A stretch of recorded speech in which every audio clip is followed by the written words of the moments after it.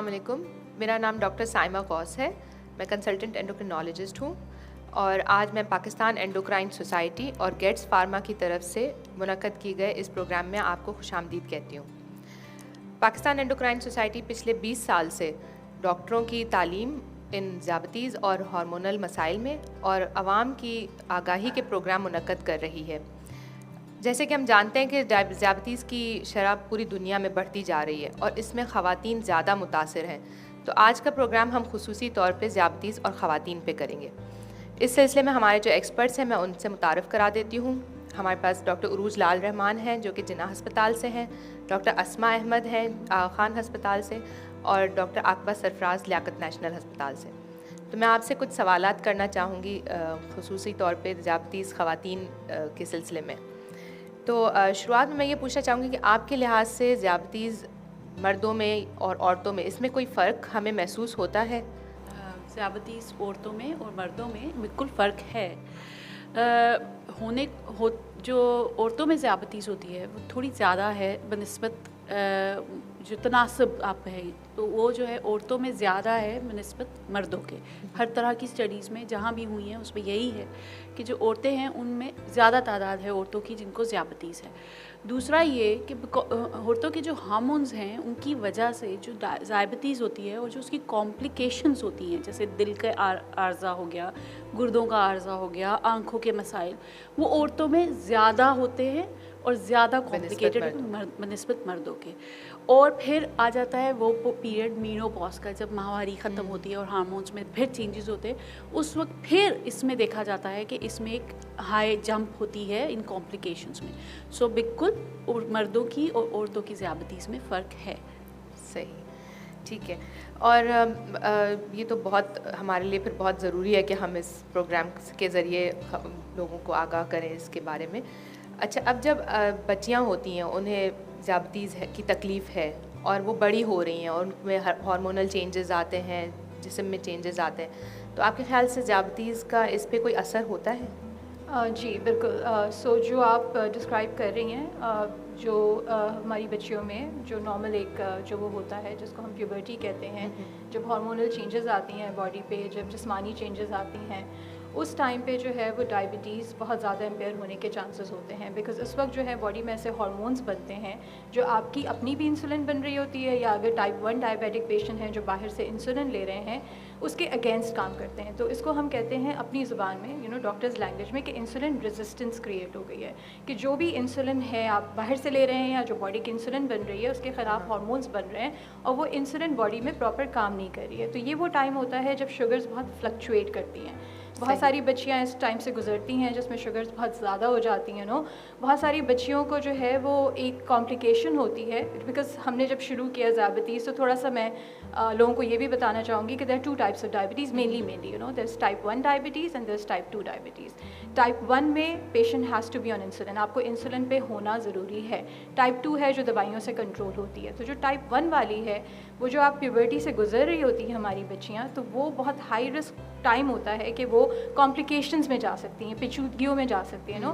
तो diabetic ketoacidosis होता है जिसमें आपको अस्पताल में भी जाने की ज़रूरत पड़ सकती है बिकॉज बॉडी में इतनी ज़्यादा हाई शुगर हो जाती है, 500, 400, 600। मतलब उस वक्त बॉडी में इंसुलिन की ज़रूरत भी बढ़ जाती है। बिल्कुल। और ये वो टाइम होता है बिकॉज प्रॉब्लम ये है कि इतना अवेयरनेस नहीं होता। बिकॉज ये जो चेंजेस आप बता रही हो हार्मोनल चेंजेस, ये हमारे यहाँ एक काइंड ऑफ इस तरह की चीज़ होती है कि दबा के रखो, इसके बारे में मीडिया पे बात नहीं करनी है, इसके बारे में टीवी में नहीं बात करनी है। We don't want to talk about it. हालांकि ज़रूरी है because this is a normal process. अगर हम इसको नॉर्मल तरीके से लें और इसको मीडिया पे हाईलाइट करें कि क्या क्या चीज़ें हो सकती हैं, इस पर अलग से एक प्रोग्राम हो सकता है एक्चुअली, मैं इतना बोलूँगी।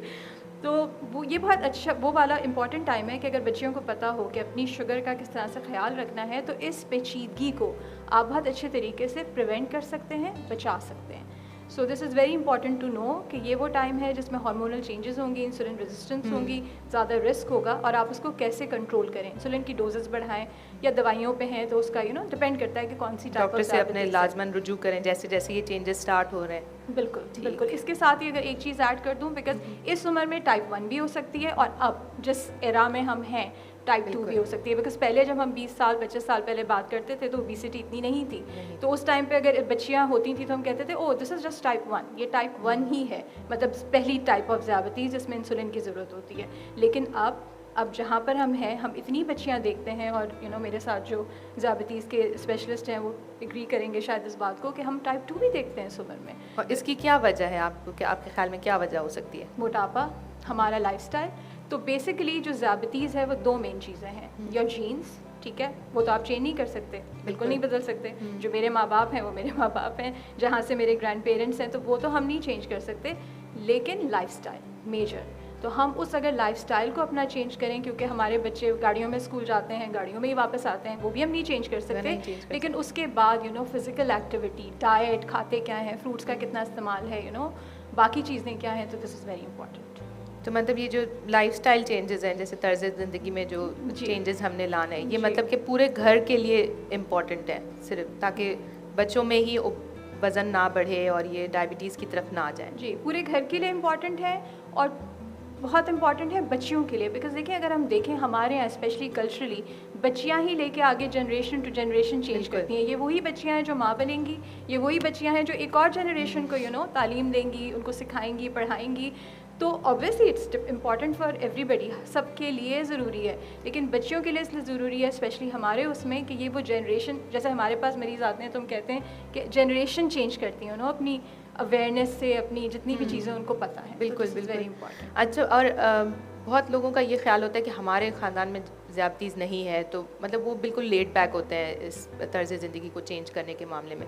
लेकिन जैसे आपने कहा कि जीन्स की बात आती है, तो हम मेरे ख्याल से उस ख़ित्ते में हैं जहाँ पे ज़ियाबतीज़ की वैसे ही शरह ज़्यादा है, तो हमारा एक वैसे ही इन्फ्लुएंस ज़ियाबतीज़ का ज़्यादा है ऑन बीइंग हम पाकिस्तान में रहते हुए, और फिर हमारा जिस तरह का तर्ज़ ज़िंदगी है कि हमारा मिलना मिलाना भी खाने के ऊपर होता है और हमारी मेहमान नवाजी भी इसी से जांची जाती है। तो मेरे ख्याल से कि ये सारी फैमिलीज़ के लिए एक मैसेज जाना चाहिए कि हमने अपना तर्ज़ ज़िंदगी चेंज करना चाहिए। ठीक है। अच्छा, PCOS के बारे में डॉक्टर आकबा आप कुछ बताना चाहेंगी? सर में देखिए, जो पॉलीसिस्टिक ओवरीज है, जैसे असमा ने अभी बात की कि जो है मोटापा, ठीक है, मेन चीज़ वही आपकी लाइफस्टाइल से शुरू होती है, और अब ओबेसिटी की शरह भी बढ़ती जा रही है, मोटापे की शरह विद टाइम बहुत बढ़ती जा रही है, और यही वजह है कि उस मोटापे की वजह से आपकी टाइप 2 डायबिटीज़ का रेशियो बहुत बढ़ता जा रहा है। अब अगर हम बच्चियों की बात करते हैं, हार्मोनल चेंजेस आती हैं। Polycystic ovaries basically is a syndrome जहाँ पे बच्चियों को हार्मोन्स का इम्बैलेंस होता है और उनके जो पीरियड्स हैं वो इरेगुलर होते हैं या तो टाइम पे नहीं आते, इवन शुरू में अगर मोटापा है तो वो आते भी नहीं हैं। तो पॉलीसिस्टिक ओवरीज का जो ताल्लुक है वो भी आपके मोटापे से है, ठीक है, वहाँ पे भी इंसुलिन रेजिस्टेंस हो रही होती है, ठीक है, और वो प्रॉपरली ओवरीज काम नहीं कर रही थी जिसकी वजह से साइकिल्स रेगुलर है। जो बच्चियाँ पॉलीसिस्टिक ओवरीज का शिकार होती हैं उनमें भी टाइप 2 डायबिटीज़ के चांसेस जो है वो ज़्यादा होते हैं। सही। और इसके और क्या इम्पैक्ट हो सकता है, मतलब और क्या असरात हो सकते हैं उनकी लाइफ पे? देखें, जब पॉलीसिस्टिक ओवरीज है तो जैसे मैंने कहा कि उनको टाइप 2 डायबिटीज़ के चांसेस ज़्यादा हैं, लेकिन आप लेटर एज में बात करें तो शादी के बाद इनफर्टिलिटी इश्यूज़ आ जाते हैं, ठीक है। इनफर्टिलिटी इश्यूज़ मेन है जो बहुत ज़्यादा हमें जो है वो देखने पड़ते हैं। कंसीव करने में मसाइल, कंसीव करने में प्रॉब्लम है। अगर प्रेगनेंसी हो जाती है तो उसके बाद यही जो फीमेल्स हैं वो फिर गेस्टेशनल डायबिटीज़ मेलाइटिस के साथ प्रेजेंट करती हैं, ठीक है। इसके अलावा जो हार्मोनल हैं उसमें फिर हार्ट इश्यूज़, ठीक है, CVS के इश्यूज़, पॉलीसिस्टिक ओवरीज के लिहाज से आपका ये रिस्क भी बढ़ जाता है, मतलब दिल की बीमारियों का भी उनमें रिस्क ज़्यादा होता है। सही। अच्छा डॉक्टर उरूज, मुझे ये बताएं कि जैसे इन्होंने जिक्र किया जेस्टेशनल डायबिटीज़, तो ये क्या होता है?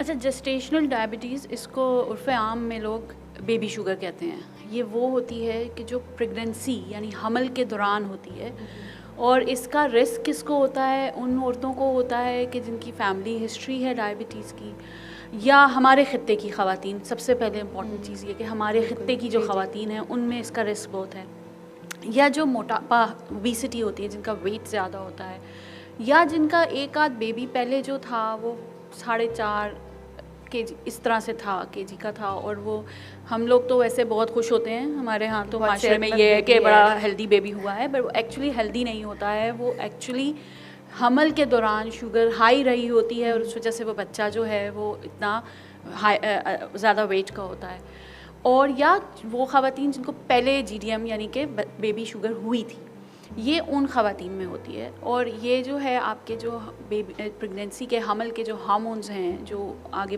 बढ़ते हैं प्रेगनेंसी, उसकी वजह से वही इंसुलिन रेजिस्टेंस और उसी की वजह से ये होती है। इसमें रिस्क्स बहुत होते हैं और इसको चेक करना बहुत ज़रूरी होता है। इसलिए बड़ा ज़रूरी है कि जो ही कोई भी लड़की है, उसको शायद शुगर है नहीं है, जब वो प्रेग्नेंट हुई है, उसको हमल हुआ है, तो पहले 6 हफ्तों में ज़रूर जाके चेकअप कराएं और फिर वो चेकअप होता रहे और ये शुगर्स और ये चीज़ें चेक होती रहें, क्योंकि ये जो है ना सिर्फ माँ के लिए बल्कि जो आने वाला बच्चा है उसके लिए भी प्रॉब्लम्स कर सकता है और उसको बहुत सारे डिफेक्ट्स हो सकते हैं, उसकी डेथ हो सकती है। सो इसको देखना, इसको जानना और इसका इलाज करवाना बहुत ज़रूरी होता है। सही।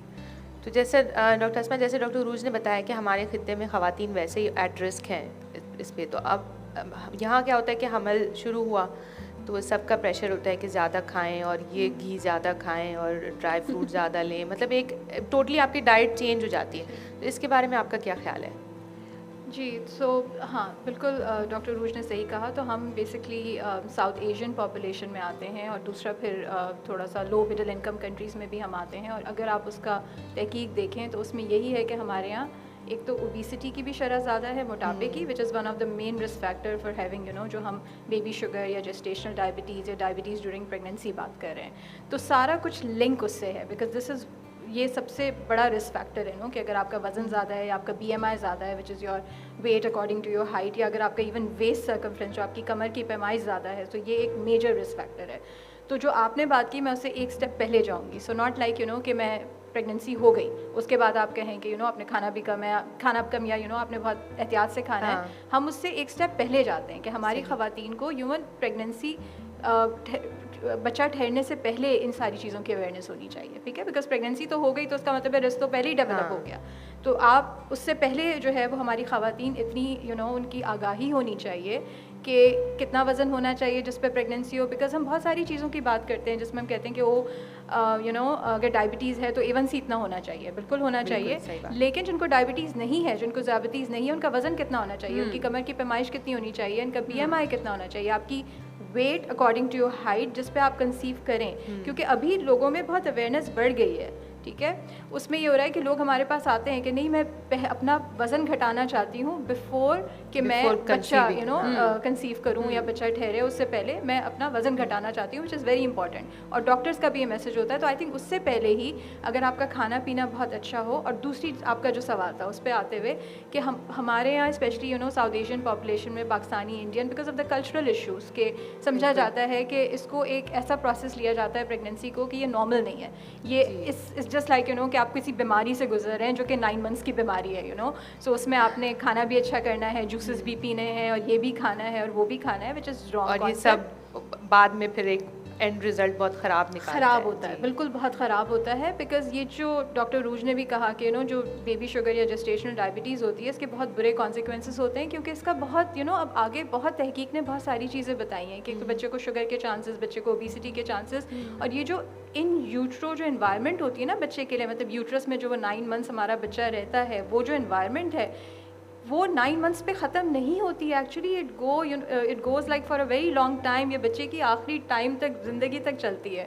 इसके हमें असरात बहुत देर से मिल सकते हैं, बहुत देर तक वो होते हैं। सो अगर वो चीज़ अगर ख़वातीन में समझ आ जाए, it's just a matter of आगाही कि कितनी आगाही है। बिकॉज माशाल्लाह अब हमारी ख़वातीन पढ़ी लिखी भी हैं, हमारा मीडिया भी है जो बहुत सारा ये शऊर पैदा कर रहा है। तो जस्ट अ मैटर कि कितना अवेयरनेस देते हैं। तो खाना पीना is very important, not during pregnancy, before pregnancy and even after pregnancy. Because वो सोचते हैं कि अब हम ब्रेस्ट फीड करवाएंगे, अब ब्रेस्ट फीड के लिए जो है हमें ऐसी चीज़ें खानी है, दोबारा वही डाइट आ जाती है, बिल्कुल आ जाती है कि आपको पंजीरी के गिफ्ट्स आएंगे, आपकी पूरी फैमिली आपको भेज रही है, और वो पूरा जो है वो हाई फैट कंटेंट है। एंड इट्स नॉट लाइक कि आपने सिर्फ चीनी वाली चीज़ों को अवॉइड करना है, आपने चिकनाई वाली चीज़ों को भी अवॉइड करना है। सो बहुत सारी चीज़ें हैं कि डाइट तो एक पूरा वो है कि क्या क्या चीज़ें आपने लेनी चाहिए। बिकॉज वो जो कॉन्सेप्ट दिया जाता है ना कि इसमें अगर आप ये खाएंगे तो बच्चा आपका बहुत अच्छा हेल्दी होगा, this is wrong concept, you know. The quality versus quantity, it's very important कि क्या खाने में क्या चीज़ शुमार होनी चाहिए, दूध, कैल्शियम,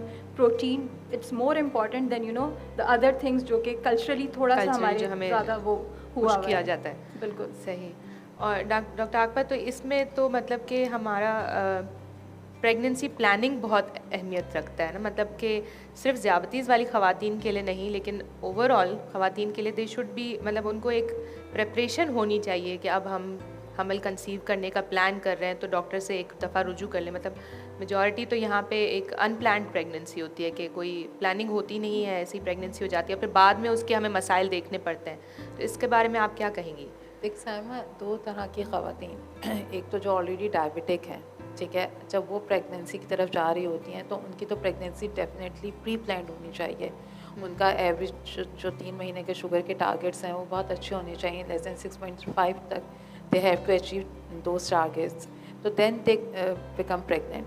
अच्छा, जहाँ हम बात करते हैं, अब शायद अवेयरनेस भी लोगों में आ गई है और बहुत सारे लोग खुद इस चीज़ के साथ आते हैं कि डॉक्टर साहब पहले हम अपनी डायबिटीज़ कंट्रोल करें and then we become pregnant, फिर हम ठीक है। pregnancy। तो वो अवेयरनेस भी है अब। हाँ, जहाँ पे डायबिटीज़, जैसे मैंने कहा, जो ख़वातीन डायबिटिक हैं वो तो ऑब्वियसली अपनी वेल कंट्रोल डायबिटीज़ के साथ कंसीव करती हैं अगर, तो उनमें पेचीदगियों के चांसेस एज़ कम्पेयर टू दो जहाँ पे अनकंट्रोल डायबिटीज़ है वो कम होते हैं। वो फीमेल्स जो डायबिटिक नहीं हैं उनमें भी प्री प्रेगनेंसी काउंसलिंग और pre pregnancy weight reduction, proper आपका जो है BMI हो, वो भी बहुत इंपॉर्टेंट है। बिकॉज ऐसा ज़रूरी नहीं है कि फैमिली हिस्ट्री डायबिटीज़ की थी तो मुझे डायबिटिक तो ही मैं होगा, डायबिटीज़ जी। होंगी, जीन्स में थी। तो अब तो हम बात करें लाइफ स्टाइल की, ठीक है, जितना आपका लाइफ स्टाइल हेल्दी होगा उतनी कॉम्प्लिकेशन ज़्यादा होंगी। तो ये ज़रूरी नहीं है कि मेरी फैमिली में डायबिटीज़ नहीं है और मुझे पहली प्रेगनेंसी में डायबिटीज़ नहीं हुई तो वो अब नहीं होगी, वो सेकंड प्रेगनेंसी में हो सकती फिर है भी अगर हो आपकी सकती है। जो है वेट कंट्रोल नहीं है या आपकी डाइट बहुत हेल्दी नहीं है। तो हर चीज़ आपके मेरा ख्याल है कि डाइट से और उसके साथ साथ आपकी मोबिलिटी से बहुत इम्पोर्टेंट है, ठीक है। हमारी जो मोबिलिटी है, अगर हम बात करें, प्रोग्राम के शुरू में बात हुई थी, गाड़ी में बच्चे जा रहे हैं, गाड़ी में आ रहे हैं, ठीक है। अच्छा, दूसरे एंड पे अगर बात करें तो शायद बच्चों का अब वो खेल कूद भी नहीं है, ग्राउंड्स अवेलेबल नहीं है, ग्राउंड्स नहीं है, तो फिर जो सोशल एक चल रहा है कि भाई बच्चों को अकेले भेजना सेफ़ नहीं है, तो ये सब चीज़ें ग्रेजुअली हम सबके बच्चों को ओबेसिटी की तरफ ले जा रही हैं, जिसकी वजह से ये रिस्क फैक्टर बढ़ रहा है। तो बिफोर प्रेगनेंसी भी डायबिटीज़ और आपके वेट को कंट्रोल करना is very important to prevent the complications, आप पेचीदगियों से बच सकते। डॉक्टर उरूज, मुझे आप बताएं कि हमल के दौरान अगर शुगर बढ़ी हुई है तो क्या पेचीदगियाँ हो सकती हैं, और अगर पहले से ही शुगर कंट्रोल नहीं थी और अनप्लान्ड प्रेगनेंसी हो गई तो क्या कॉम्प्लिकेशंस हो सकती हैं?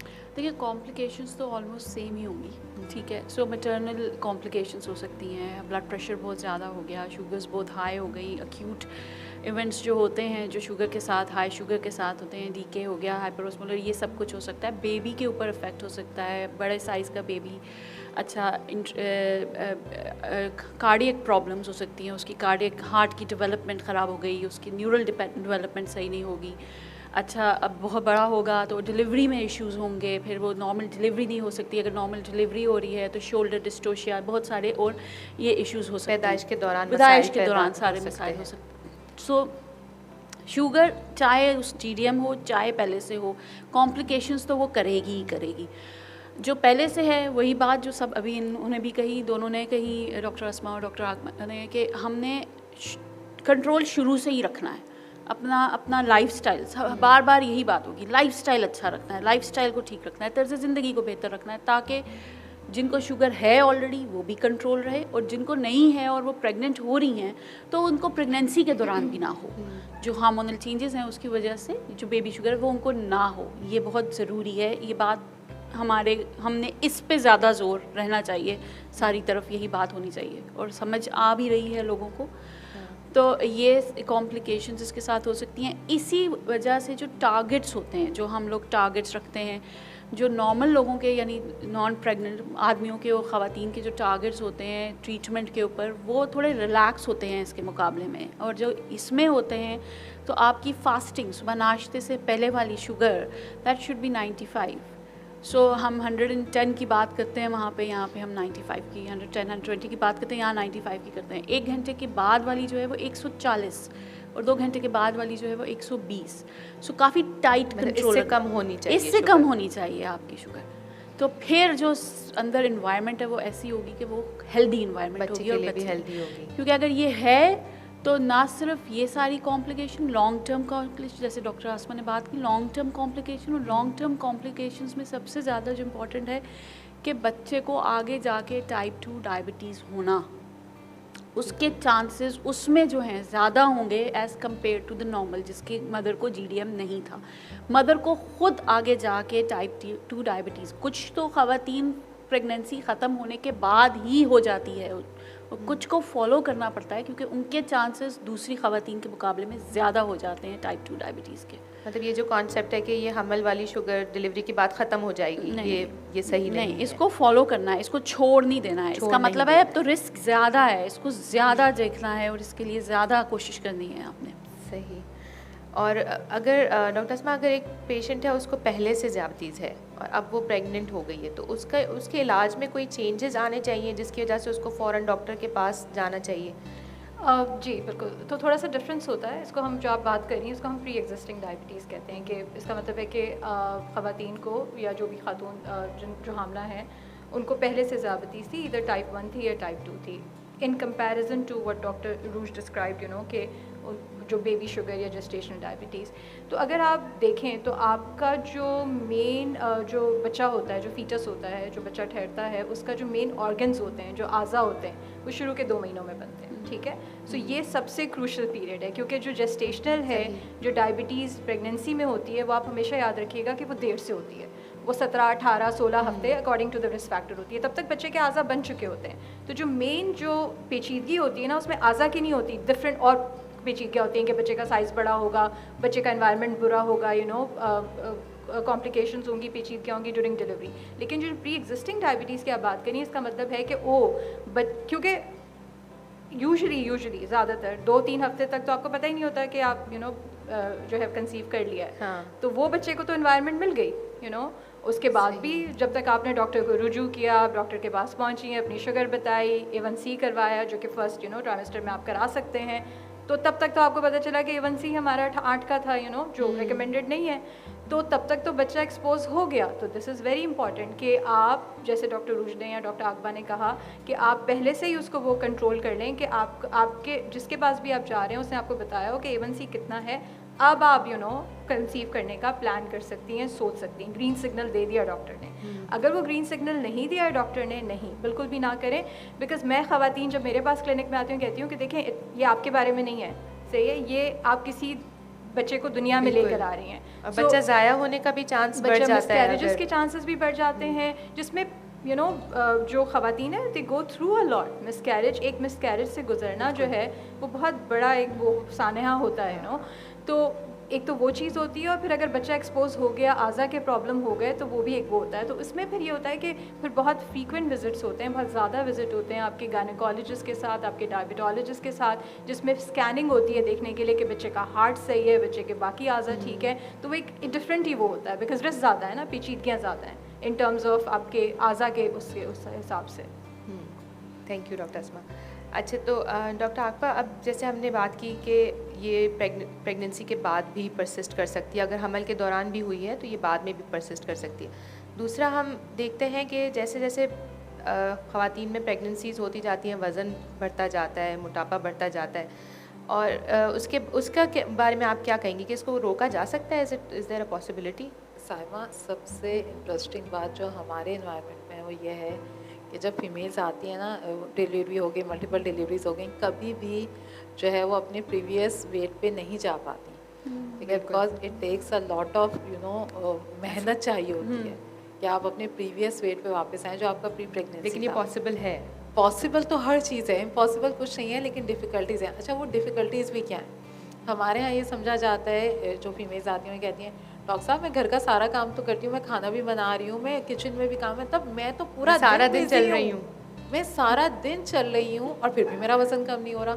And they don't even realise कि वो जो सारा दिन चलना है वो तो हमारा रूटीन है, उसमें आपकी कैलोरीज बर्न नहीं हो रही होती। मैं इस प्रोग्राम के तवज्जो से ये बात ज़रूर कहना चाहूँगी कि जो हम खाना बना रहे हैं या जो हम डिश वॉशिंग कर रहे हैं, जो भी है वो आपका एक जगह खड़े होके करने का काम, उसमें आपकी मोबिलिटी नहीं होती इतनी।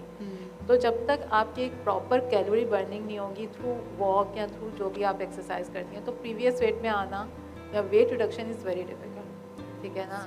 और समटाइम्स वो वेट गेन जो है ना वो आपको थोड़ा सा डिप्रेसिव भी कर रहा होता है, कहता है मैं खा भी नहीं रही हूँ, और लिटरली शायद खाना इतना नहीं होता, लेकिन जो लैक ऑफ मोबिलिटी है वो इस चीज़ की तरफ कम हो जाती है ना। हाँ। ज़्यादा बेड रेस्ट की तरफ चले जाते हैं, तो ज़्यादा मेरा ये हिलना कहना नहीं होता है। है, हाँ ठीक है, एक तो वो कि जो शुरू का 6 हफ्ते का गैप है जिसमें पंजीरी भी चल रही है और हाई कैलोरी इनटेक है, वो भी जाहिर है वापस उस वेट को वापस नहीं आने देता। दूसरी मोबिलिटी कम हो गई। हमारा ये है कि अगर भाई नॉर्मल है तो 2-3 दिन में उठ के नॉर्मल काम कर, लेकिन अगर सिजेरियन है तो सिजेरियन हुआ है तो बेड रेस्ट इज़ नेसेसरी। जबकि आप देखें अब कॉन्सेप्ट चेंज हो रहे हैं, सिजेरियन वाले को भी हम थोड़ा सेकंड डे पे बेड movement से आउट start कर करें। देते हैं, ठीक है। तो वेट रिडक्शन पे ज़रूर आना चाहिए। और दूसरी बात ये कि ये जो घर के काम हैं जिसमें आप समझते हैं कि मेरी कैलोरी बर्न्स हो रही हैं, वो नहीं होती हैं। तो डॉक्टर रू, जैसे डॉक्टर आकबा ने हमें बताया कि मूवमेंट बहुत ज़रूरी है, तो क्या रिकमेंडेशंस क्या हैं कि क्या कितनी मूवमेंट करनी चाहिए उन्हें? देखिए एटलीस्ट 30 मिनट्स 30 मिनट की वॉक दिन में करना बहुत ज़रूरी है। इतना तो कम से कम करना है। अगर आपसे एक वक्त में 30 मिनट नहीं हो रहे, आप 10 मिनट सुबह, 10 दोपहर, 10 इस तरह कर लें। 15 मिनट सुबह कर लें, 15 मिनट शाम कर लें। चलना बहुत ज़रूरी है। हम लोग एज अ सोसाइटी, ख़वातीन सिर्फ नहीं, एज अ सोसाइटी बहुत सहल पसंद हो गए हैं। हम लोगों को गाड़ियों में और उसमें जो जिन लोगों के पास हैं गाड़ियाँ भी अब बहुत कॉमन हो गई हैं, और फिर हम लोगों को सीढ़ियाँ चढ़ना भी अच्छा नहीं लगता। हम लोगों को वॉक के लिए हमारे पास जगह लिफ्ट नहीं में है। जाएंगे हम। अच्छा, बाहर वॉक करने के लिए भी जगह नहीं है अब। और फिर मौसम ऐसा होता है कि आप वॉक करके ग्रोसरी करने साथ में शॉप पे, तो वो भी नहीं कर सकते हैं क्योंकि गर्मी इतनी होती है। सो आप घर के अंदर ही करें कुछ। आप टीवी देख रहे हैं, बैठ के ना देखें, खड़े होके देख लें। चलते चलते एक ही जगह खड़े होके वॉक कर लें। एक जगह खड़े होके भी वॉक की जा सकती है। वो करके आप टीवी देख लें, आप रस्सी टाप लें, कुछ करें, लेकिन वॉक बहुत ज़रूरी है। वॉक या एक्सरसाइज, जिम जाना ज़रूरी नहीं है कि आप कहें कि हमने जिम जाएंगे तो वेट लॉस होगा, क्योंकि नहीं, वो भी आप सबके लिए एक ऑप्शन हाँ, अवेलेबल नहीं और वो है। जिम के चक्कर में बहुत सारे लोग नहीं कर पाते, नहीं कर तो पाते, आप घर में ही कर लें। आप टीवी देखते हुए चलते रहें, आप एक जगह खड़े होकर चलते रहें, रस्सी टाप लें। ये सारी चीज़ें, एक्सरसाइज बहुत बहुत बहुत ज़रूरी है। आपकी दवाइयों से पहले और हर चीज़ से पहले आपकी एक्सरसाइज और आपकी डाइट है। सो खाने पीने में परहेज़, जो मीठा, जो चिकना, जो तला हुआ, जो हम फास्ट बेकरी आइटम्स, जो बेकरी आइटम्स, जो काब्स हर जगह हमारे जो हैं काब्स हैं। तो ये जो चीज़ें हैं ये आपके वज़न को बढ़ाती हैं। बढ़ेगा, इंसुलिन रेजिस्टेंस होगी तो आप शुगर हो जाएगी। और ख़वातीन, अच्छा खाना पकाते हुए आधा चखते हुए बहुत खा लेती।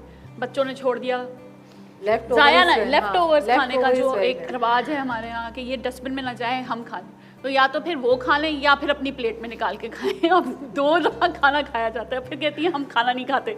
ऐसे तो नहीं है, खा तो रहे हैं तभी वज़न बढ़ रहा है।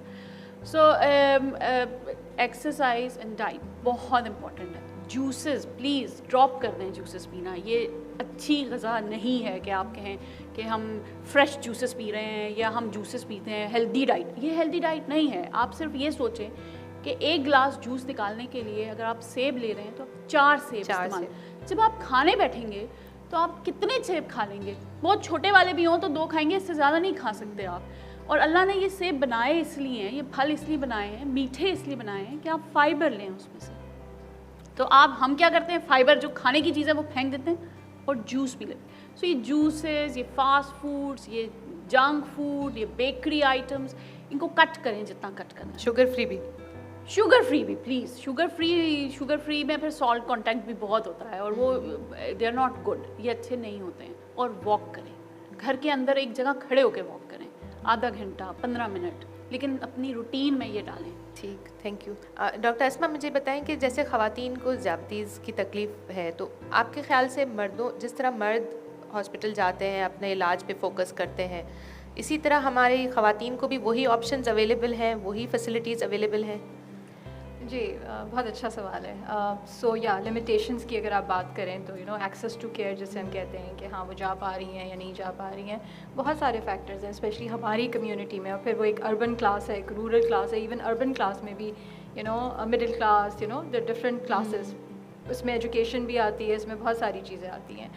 सो यस, और इस पे तो बहुत तहकीक भी हुई है हमारे पार्ट ऑफ दिस वर्ल्ड से कि जैसे अगर आप डायबिटीज़ की पेचीदगी की बात कर लें, हार्ट डिज़ीज़, ठीक है, जो कि एक्चुअली अगर आप कंपैरिजन देखें तो वो 4 टाइम्स ज़्यादा हैं ख़वातीन में इन कंपैरिजन टू मैन, मर्दों को। ठीक है, 4%। और जो हम कहते हैं ना कि हम जैसे हम ख़वातीन हैं तो हमें एक प्रोटेक्शन मिल रही है अपने हार्मोन से, जिसको हम ईस्ट्रोजन कहते हैं, ठीक है, और वो पोस्ट मेनोपॉजल जब आपका मेनोपॉज हो जाता है तो प्रोटेक्शन ख़त्म हो जाती है। तो इसीलिए अगर आप देखें तो मर्द हजरात में दिल के अटैक होने के ज़्यादा चांसेस होते हैं इस एज में, लाइक 45-50 साल तक अगर आप कंपेयर करें।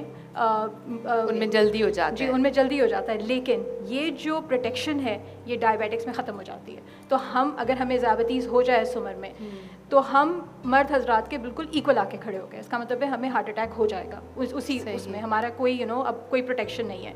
तो अगर आप इस पे देखें तहकीक के जो ख़वातीन हैं वो देर से जाती हैं अस्पतालों में, अगर उनको चेस्ट पेन होता है, बिकॉज पहले तो वो क्या करती हैं कि वो अपनी चीज़ दबा रही होती हैं, बच्चे भी हैं, पूरी फैमिली का ख्याल रखना है कि नहीं हो रहा नहीं हो रहा नहीं हो रहा, कुछ नहीं है, मुझे लगता है एसिडिटी हो रही है, मैंने एक म्यूकेन ले लिया, मैंने ये ले लिया वो ले लिया, तो दे काइंड ऑफ वो नहीं अपनी तकलीफ को दबा देती है इन कंपैरिजन टू मैन। मैं नहीं कह रही कि मर्द हजरात, मतलब मैं इसमें कोई वो बात नहीं कर रही हूँ, बट एक काइंड वो एक अपनी थॉट प्रोसेस होती है कि मेरी वजह से पूरा घर डिस्टर्ब होगा, तो वो एक्सेस टू केयर में बहुत फ़र्क पड़ता है। इवन अगर आप जाएं डॉक्टर्स के पास जब ख़वातीन जाती हैं तो एक बायस होता है कि अच्छा चेस्ट पेन के साथ जाती हैं इस एज में तो दे ऑलवेज थिंक ये तो यंग पेशेंट है, उनको नहीं हो सकता हार्ट अटैक, तो जो मेल को ईसीजी के वो मवाक़े होंगे वो ख़वातीन में नहीं होंगे समहाउ, अभी वो परसीव करने में हमारे प्राइमरी फिजिशियन, जनरल फिजिशियन में वो वाला कॉन्सेप्ट नहीं है कि यंग औरत है नहीं हो सकता हार्ट अटैक। तो वो एक्सेस टू केयर यहाँ पे भी होता है। इवन इंसुलिन का, जैसे एक ही घर में अगर 2-3 बच्चे हैं, ठीक है, जो अब ख़त्म होता जा रहा है, कम होता जा रहा है, ख़त्म तो मैं नहीं कहूँगी, कम होता जा रहा है, तो उसमें हमेशा प्रेफरेंस मिलेगी एक मेल को, कि एक लड़का है तो उसको प्रेफरेंस मिलनी चाहिए बिकॉज ये लड़का है, तो it's not just for education. हम समझते हैं कि सिर्फ तालीम में है या बाहर जाने भेजने में, खेलने के लिए या बाहर पढ़ाई के लिए भेजना है, तो उसके लिए ये हेल्थ में भी है। और ये वाकई है, मतलब हम अगर हम किसी और के सामने कहें तो कहेंगे नहीं नहीं नहीं ये नहीं होता, हमारी क्लास में तो नहीं होता, बट ये होता है, ये वाकई होता है। तो इसमें जो एक्सेस टू केयर है ना, हाँ बिल्कुल बहुत अच्छा सवाल है, और उसमें डिफरेंस है औरतों में और मर्द हजरात में, जो कि आगे जाके आउटकम पे बहुत ज़्यादा होता है। कि अगर आपके कभी कभार होता है, हम फैमिलीज देखते हैं जिसमें 2 बच्चे हैं जिनको टाइप 1 है, दोनों बच्चों को इंसुलिन चाहिए, तो अब ये डिसाइड करने में माँ बाप को बहुत प्रॉब्लम होता है बिकॉज इंसुलिन तो बहुत महंगी है, वाकई महंगी है, हमारी पॉपुलेशन के लिए तो बहुत महंगी है, बिकॉज हमारे यहाँ कोई नेशनल हेल्थ सिस्टम नहीं है, कोई यूनिवर्सल हेल्थ कवरेज नहीं है कि हम हम तो पॉकेट से निकाल के पैसा देते हैं। तो उसमें डिसाइड करना, उसमें ये फैसला करना पड़ जाता है कि लड़के को दें लड़की को दें, और ये बहुत इम्पॉर्टेंट है, जो पाकिस्तान इंडिया में बहुत ज़्यादा है वैसे है, और तो इससे जो है ना आउटकम पे बहुत फ़र्क पड़ता है, जो आहिस्ता आहिस्ता करके इंशाल्लाह कम होगा, ख़त्म होगा, बिकॉज हम पहुंच रहे हैं उस जगह पे। तो मतलब ख़वातीन को ये समझने की ज़रूरत है कि उन्हें अपनी सेहत पे भी फोकस करना चाहिए कि वो सेहतमंद हैं तो पूरा घर सेहतमंद रहेगा, उनको भी ये समझना है, और जो उनको साथ है उनको भी समझना है। उनके समझने से कोई ज़्यादा फ़र्क नहीं पड़ेगा, तो उनको भी समझना है, और जो उनके साथ रह रहे हैं, जो उनके हस्बैंड हैं, फैमिली है, उनको भी समझना है। बिल्कुल सही बात। बस आखिरी सवाल एक करना चाहूँगी डॉक्टर आकबा, आप मुझे बताएं कि जैसे डिप्रेशन हम देखते हैं कि ज़्यादतीज़ के मरीज़ों में ज़्यादा है आवाम के मुकाबले में, और उनमें भी ख़वातीन ज़्यादा मुतासर होती हैं, तो इसके बारे में आप कुछ कहना चाहेंगी कि उनको किस तरह मतलब इसको अप्रोच करना चाहिए? देखिए साइमा, जब डायबिटिक पेशेंट आता है ना तो वो तो चाहे मेल हो या फीमेल हो, दे ऑलरेडी गेट डिप्रेस्ड, ठीक है, अब तो शुगर हो गई, अब तो ज़िंदगी ख़त्म हो गई, डॉक्टर साहब अब तो मैं सारी उम्र कुछ खा ही नहीं सकता, मैं कुछ कर ही नहीं सकता, ना मैं एंजॉयमेंट है मेरे लिए, तो ख़त्म, ठीक है। तो एक कॉन्सेप्ट ये होता है कि वो जो अल्लाह की नेमतें हैं वो अब मैं नहीं कर सकता, हालांकि आप मेरा ख्याल है कि पोषण कंट्रोल के साथ उसको अवेल कर सकते हैं, ठीक है। तो डिप्रेशन तो दोनों मेल और फीमेल डायबिटिक पेशेंट्स में ज़्यादा है। अब जहाँ हम अपने जो है माहौल की बात करते हैं, जैसे असमा ने कहा कि यूजुअली हम फीमेल्स जो है ना अपने आप को सप्रेस कर देते हैं कि हाँ जी ये भी डिस्टर्ब होगा, ये भी पूरी फैमिली डिस्टर्ब होगी, जब हम जाएंगे तो वहाँ पे शायद डिप्रेशन का एलिमेंट थोड़ा सा ज़्यादा आ जाता है, ठीक है। अब अगेन वही बात है कि जो फीमेल है उसको सपोर्ट चाहिए अपनी पूरी फैमिली से, बिकॉज वो तो अपनी पूरी फैमिली देख रही है, बिल्कुल। ठीक है, लेकिन उसको देखने वाला कौन है, ठीक है। अगर वो उसकी तबीयत ख़राब है तो अल्टीमेटली उठ के खाना भी बनाना है, सबको देखना है, बच्चे को ट्यूशन भी भेजना है। तो जो सपोर्टिव रोल है from family, from husband, from other thing, वो बहुत इंपॉर्टेंट है। और जहाँ पे डायबिटीज़ और डिप्रेशन की बात होती है ना, वहाँ पे ये चीज़ समझाना, अपने पेशेंट को काउंसिल करना, ये बहुत ज़रूरी है कि ये वो बीमारी नहीं है कि जिससे आप निकल नहीं सकते। आपने सिर्फ अपनी चीज़ों को, लाइफस्टाइल को थोड़ा सा मॉडिफाई करना है, हेल्दी करना है, और आप आराम से बहुत बेहतर तरीके से ज़िंदगी गुजार सकते हैं। तो वो काउंसलिंग बहुत इम्पॉर्टेंट हो जाती है।